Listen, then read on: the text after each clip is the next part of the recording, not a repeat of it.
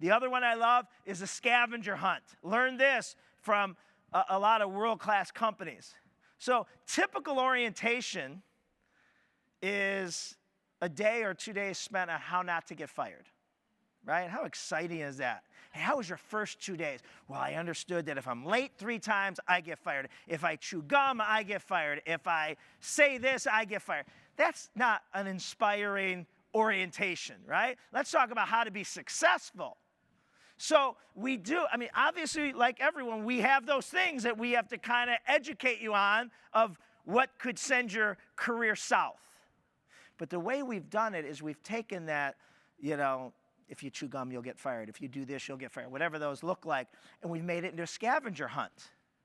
And then we send you at teams of 2 or 3 and go to different locations that we have and find out the answers to these 24 things. Okay, so you walk in with this pad. And what happens, the existing staff at the location knows who you are.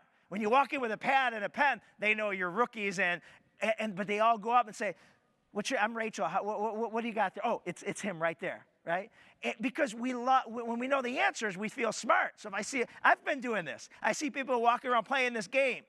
And I say, I can help you. No, I can't help you. Sorry, right? But we like to be smart. So there's one story of why never to chew gum. And this is a lot more memorable than me just saying, don't chew gum. So one of the questions is, can you tell me why we're not supposed to chew gum? I know it's probably obvious, but why? Yeah, because about 28 years ago, we had a hairdresser shampooing someone, and she was chewing gum. Guess what happened? Out of her mouth into the client's mouth.